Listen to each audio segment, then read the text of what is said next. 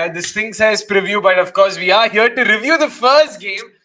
Unfortunately, a damn squib and also unexpected lines, but even then, the cricket romantic in me was probably hoping against hope. Hi, kahin na kahin se koi na koi kuch na kuch to kar lega. Wasn't really to be the case. We've of course got Jeet and Neha with us. Hello, gentlemen and lady, of course. Jeet, bhai, let's start with you.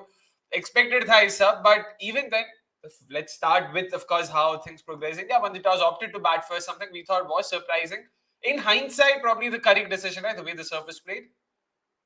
It wasn't entirely surprising. It's like I said, they would know the conditions over there. You'd probably back them to know the conditions, and hence you'd back the decision that they have taken. So it was not entirely surprising for them to bat first. Like I said, maybe they are banking upon the spinners to come good during the defense, and that's what happened. So it was not entirely surprising. But yeah, pitch also. I mean, I was looking at the average scores over here.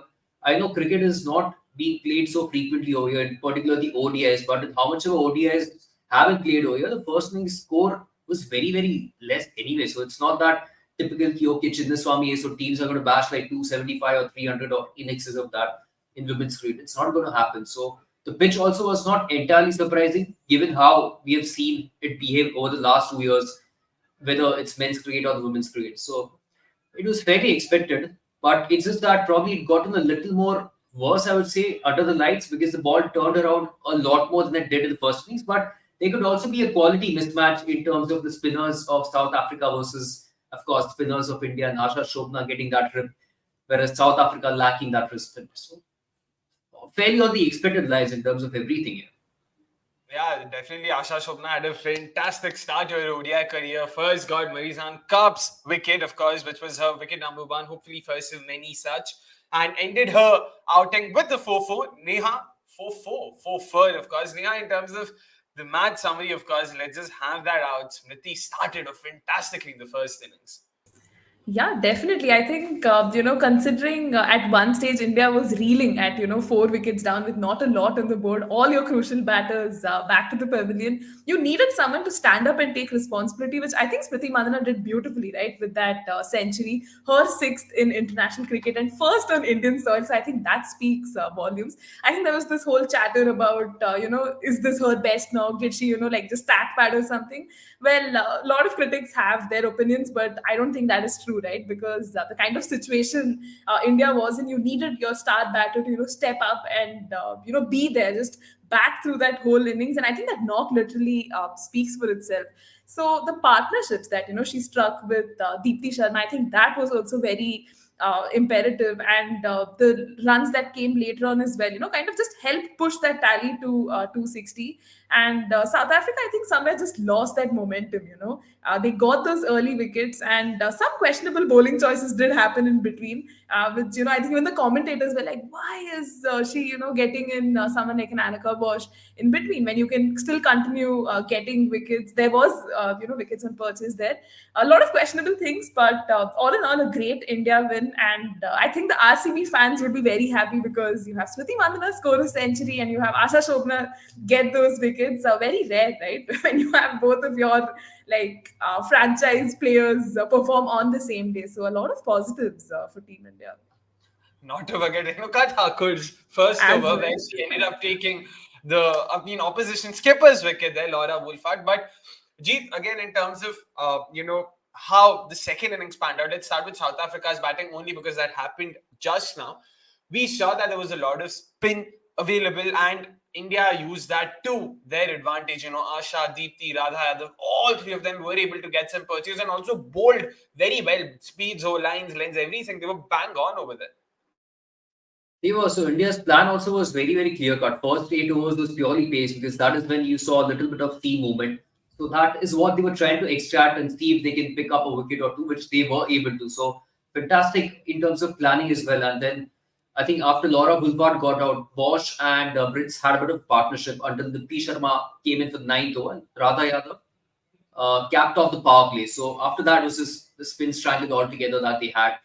But pretty good bowling. It's something I was expecting with even Radha Yadav because she has found her lines and then so she's become a lot more disciplined than what she was probably 2 or 3 years ago. So she was fantastic. Dipti Sharma, of course, keeping it tight. And then Asha Chopra just came in and got the ball to absolutely rip. So that was always going to be a challenge for the South African batters who are flooded with right-handed batters. So those leg breaks were turning sharply, and then the rest is history. So fantastic bowling composition and bowling changes as well from India. I know this Vastraka thing was pretty unfortunate because it left India with one pacer short because they, of course, only had Renuka Singh as the other option. So even then, what Harmanpreet was trying was pretty good. She was trying for extra wickets there rather than bowling on the fifth bowler's quota. So she didn't bowl herself or go to Shafali or Dayal and Emlata back then. She continued with Asha Shobna over there, and she brought in Renuka Singh again from the other end. So she continued with her primary bowlers back then and tried for those extra wickets, and that worked well. Definitely worked well for sure. Neha, in terms of again, same question to you. Sure, you can, blame, put a bit of the blame on the South African batters. Probably they could have applied themselves better, but it was fairly inexperienced, lacking a few of their key names over there. Even Maizan Cup was playing as a frontline batter. Also, you have to understand she was herself struggling from a minor back injury. It won't be easy, especially under conditions like these. We saw Smriti Mandhana earlier getting a bit of the cramps over there. So even then, despite all of that, kya laga in terms of that batting performance against this solid spin attack of India? Yeah, Akshay, I mean, it's clear as day, right? They just did not get those partnerships in. Sunil was, kind of batting it out there, but she was just, the wickets were just falling at the other end, right? There's very little you can do when there's barely any support from the other end. And I did expect some, like stepping up of Marizan Cup. I mean, she was batting beautifully till, she just got a little restless and went for that shot. I think had she persisted till the end, there was still, another result we could have possibly seen. But somewhere I think that inexperience just came through, right? And give credit to the Indian bowlers for kind of putting that pressure as well throughout. At no point they felt like maybe 260 odd is like less, and maybe we can't defend it. Of course, it's a great total, but getting that early wicket, that was very very important, because as we have spoken about, I think in our preview as well, South Africa is largely dependent on Laura Wolfart to give you those starts, get those big knocks and everything. They are missing very experienced players as well. Lizelle Lee is, of course, not in the South African setup as well. So a lot hinges on her. The moment you get inroads, I think it was, going to be very difficult for South Africa to recover. I was good to see Sinalo Jafta there come good with the bat. I don't know what Jeet had to say or think about that, because it was fairly interesting nonetheless.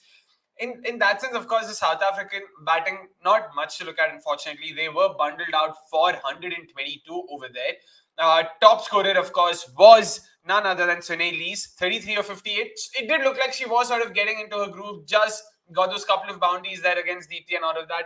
But Deepthi was well and truly ahead. Just darted one in straight and full, and yeah, Sunil Lee's had no answer to that. Of course, Maizan Kaap also chipped, then so did Tasmin Brits, and Sinalo Jafta, before we forget, of course, was stranded. Unfortunately, was not able to beat her current ODI high score of 28 not out, only because, no one backed her over there from the other end. Speaking of India's batting as well, we cannot not look past Shafali Verma. Like Sportsfan goes on to ask, how much hope is left for a few of these Indian batters, especially like Shafali Verma in the ODI setup? She's had a string of low scores. If I'm not wrong, it's 6 single figures, single digit scores in the last 7 innings or something like that. That's what the stats indicate. Jeet, kya lagta hai? Especially because backups hain. There's Yastika and all already there. Squad maybe there's Priya Punya who's come in.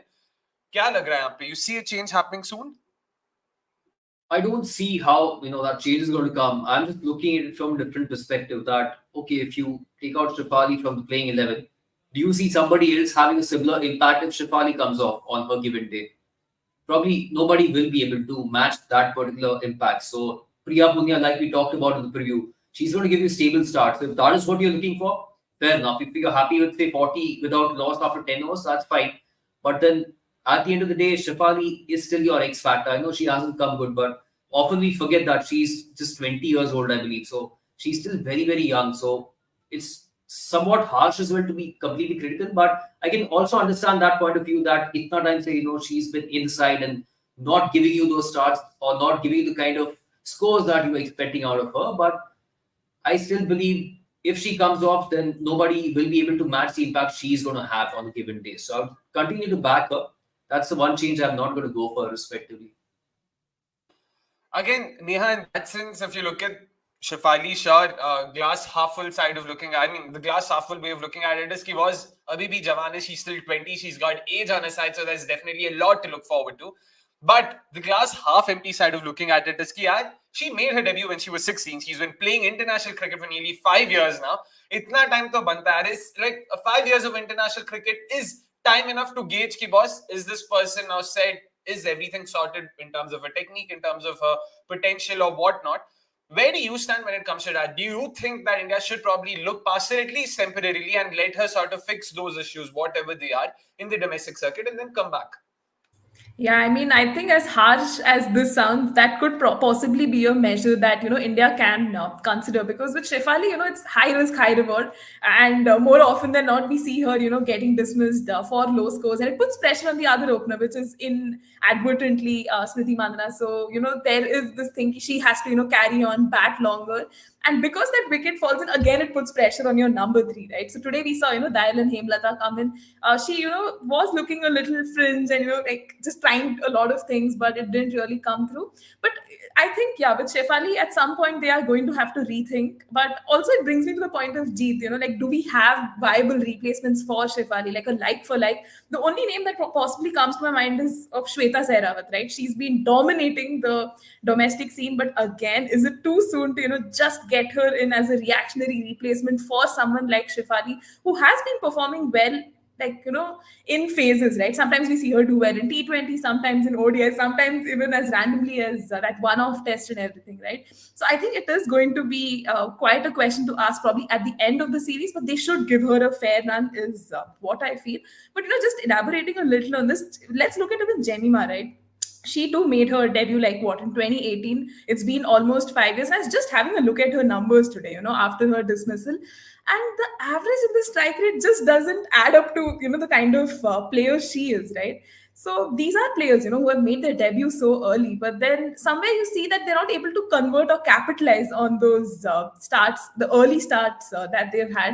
I don't know if it kind of boils down to a technical issue, or is it because of pressure, or the fact that because you're playing so much top flight cricket, there isn't a lot of time to go back, work on your technique, or just try to get those weaknesses out or so. But then, yeah, I think this series will give a good indication of where the team is headed, in terms of certain selections. Sometimes I wonder if that 50 that Shafali scored, I'm forgetting if it was against England or Australia, she scored 150 across the two series. If that's probably done more harm than good for the Indian side in the long run, because that was the first T20I of the series. I remember that was probably India versus Australia, the first T20I. So it sort of felt like, new series, naya daur, nayi saal. Probably Shafali Verma is now going to kill it. There's also the World Cup here and whatnot. Unfortunately, she's not really been able to carry it forward. And like Neha said, in terms of like-for-like replacements, should India be looking for one such option, then Shweta is probably the closest. That is, if you want someone who is aggressive at the top. If not, again, the last time India played South Africa in a bilateral, of course, it was Priya Punya opening with Smriti Mandhana over there. So you cannot sort of look past that as well. Ki bhai, Priya Punya also is there. She also has experience of playing top tier cricket. As she's not done that before. So given that, and given this sort of rejig she's done with her technique and all of that, you never know. Potentially could be something we can also look at. Another name, another player that was making a comeback today, of course, was Hemlata, Dalan Hemlata. And Sports Fan also goes on to say, does Hemlata bat at number 3 in domestic cricket, or should she bat at 5 or 6 and finish for India as well? I mean, play as a finisher for India. From what I remember, she doesn't bat at number 3, right, in the domestic circuit. She bats a bit low, number 4, number 5, if my memory serves me right. I think she bats in the top order. Good, got it. And one more thing now, in terms of the first innings, 265. Jeet, I know we had this discussion off air. You felt 240 was about par, so this was about 15-20 runs above par. So you were happy with it, with what the surface was doing. South Africa's bowling, all in all, what did you make of it? There was, of course, the debutant there. For a second, I blanked out. It was Aneri Derrickson, if I'm not wrong. I hope, again, it's the pronunciations that tend to get the better of me. There was Ayabonga Kaka as well. Couple of good performances, spirited performances. A few things going their way could probably have meant that the numbers would have helped their case as well. But all in all, how did you look at that bowling effort over there from South Africa? I think the Pacers were phenomenal. So Abanga Kaka, of course, had a lot relying upon her in the absence of Nadine de Klerk in cap, was not bowling tonight. So a lot was riding upon Kaka, who did a phenomenal job. Masabata Class also did a decent job in terms of picking wickets and I think conceding just 51 over 10 overs. Aneri Dirksen was also good, although numbers may not really back her up, but 10 over 60 is what I think she went for with a solitary wicket. But she bowled well. You could see it's a debut, so I'll cut her some slack. First game, that's fine. There are nerves, but you could see that she's got a lot of potential. So she was also very very impressive in her first game. The problem was, of course, the spinners. The Laba was slightly wavered, and of course, Shangasi also was not as convincing because she resorted to over the wicket to Smriti Mandhana. And surprisingly, we saw Aneka Bosch bowling as an off spinner that came out of the syllabus because I've never seen her bowl off spin. And the first ball itself was a no ball that wasn't given, sadly. But even Aneka Bosch was bowling off break from around the wicket, which Shangasi did. So the spin attack was not really holding up well, is what I believe, because you drill on the spinners to, keep a chokehold in the middle overs because you'd want that run rate to come down or stay around, say, 4 to 4.5 on a pitch like this. But they were kind of slightly wavered in terms of the lines that they were bowling. And Indians were capitalizing at times, not every time, but they were capitalizing at times. So I think the spinners didn't provide the kind of control that South Africa wanted. But it was again that lack of risk, I believe, because you could see the difference between the two sides and the impact that Asha Shobna had.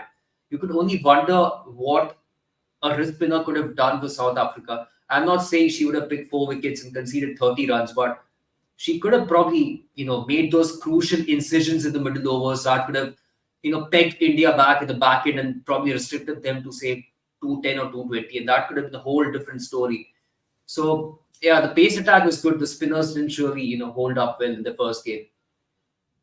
Fair point. That and Neha, again, in terms of the South African bowling attack, it will, of course, sort of depend a lot on, Abonga Kaka, especially given that Marizan Kaap is not potentially going to bowl in the rest of the series. Although, from what visuals I could see post-match, she was practicing her bowling.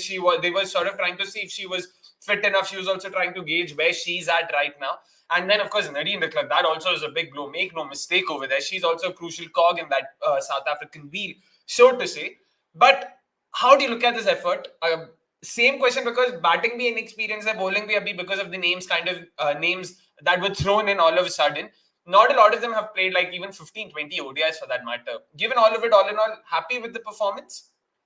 No, in all honesty, I think South Africa will have concerns with that bowling effort. See, because at one stage, India was literally 99 for 5, and it's criminal to let them go past the score of 250, because that's where you've really lost the momentum. You've let go of the match. I think this very similarly happened in that Sri Lanka ODI as well. Where Chamari ended up making that massive personal high score as well. Like, what just happened? Like, you got those early wickets, you couldn't get that one batter out, and that batter literally just takes the match away from you, right? I really think Smriti Mandhana's knock was, the difference between the two teams, because at one point, I'm pretty sure a lot of people felt India would not even cross like 150, 200. Even Danny Van Nierkerk on the comms was like, yeah, maybe India is like a 30, 40 runs short and everything, but that didn't age well, certainly.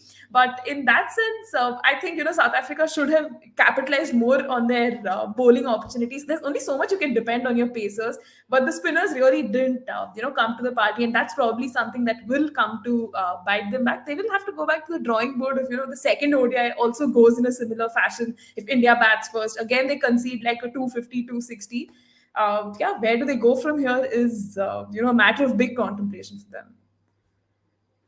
That's for sure. In fact, like Neha mentioned, it's criminal to let India go past 250 after having them down and out at 99 for 5. There was only one reason that happened, and rightly for that performance, that reason is the top performer of the day for us tonight. It is, of course, Smriti Mandhana, a fantastic century, her first in Indian waters, and what better place to be able to do that than the M. Chinnaswamy Stadium in Bangalore, her adopted home ground, so to say. A fantastic 117 of 127 balls that was bejeweled with 13 boundaries, a strike rate of 92. Again, Jeet bhai, let's start with you. A few felt कि भाई थोड़ा innings शायद slow था, dots थे. Maybe, given the conditions, Chinnaswamy's traditionally been a very batter-friendly surface, so probably she could have gotten more runs. all of that debate aside, all in all, a fantastic knock. Her first one in India, of course. A terrific knock. She was the difference between the two sides. Otherwise, India was not getting to a very respectable score. Fantastic knock. She played the situation really, really well. At of course 99 for 5. She was batting with Dipti Sharma. And at that point in time, what India needed to do was consolidate. Because the only batter to follow was Pooja Vastrkar. After that, it was Radha Yadav and Asha Shobna who could chip in a bit. So it was really important to build partnerships. So whether it was with Dipti Sharma at that point in time or with Pooja Vastrkar after that.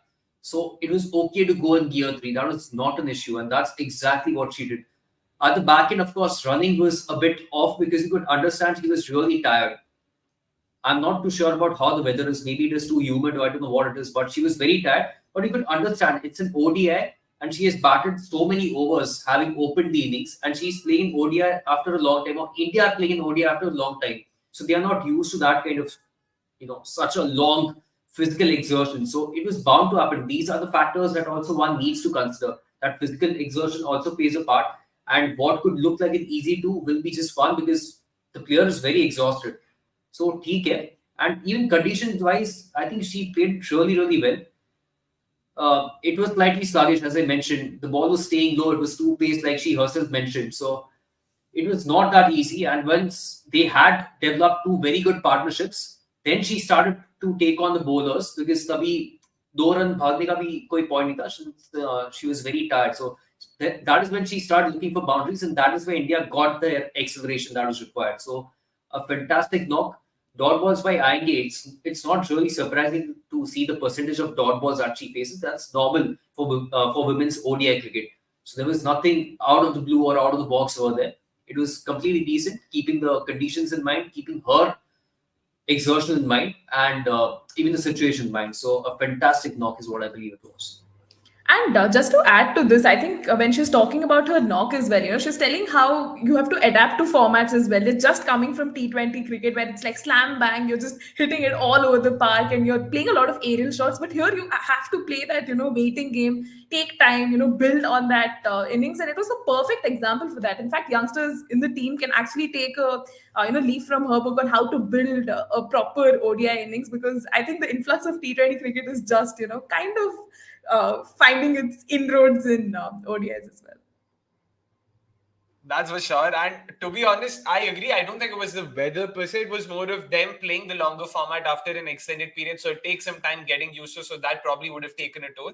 Because if it's the weather, then I don't know how will they stack up in Chennai when they play a test match. Because it's going to be even more humid, even more hot. And you've got to spend the entire day out there. So let's hope it's not the weather. And I don't think. Because I, for one, will take offense to that probably. Because, yeah, finally Bangalore का मौसम अच्छा है अभी तो मैं इस चीज पे नहीं बोलने का बोलूंगा मैं meanwhile Vasant also says Smriti was at her fluent best long time after seeing her. I mean, it's been a while since we saw her bat this good. Who might open instead of her if Smriti isn't fit? Again, the same names doing the round, right? While we were doing the Shafali Verma chat, it's the same names. I don't think ऐसा अलग pool of talent pool है Smriti को replace करने के लिए and stuff like that. Yastika is a part of the squad, right? Just to be clear. She has an injury. Oh, so Priya Punya would come in that case. Okay. I was just trying to think in that case, if she was also part of the squad because of the left-handedness, maybe that's how they look at it. But yeah, okay. Makes sense then. And again, in terms of how Smriti batted, of course, we saw Shriyanka Patil come in the second innings, field in her place, but you would want to imagine ki cramps hai, she will, of course, get over it. The second ODI happens on Wednesday, the 19th of June, if I'm not wrong. Yeah, it's the 19th of June. So that's also happening in Bangalore, like the third ODI as well. The entire ODI series will be played in Bangalore. So all you Bangaloreans, all you Bangalore lads and laddises, do give it a check if and when possible, of course.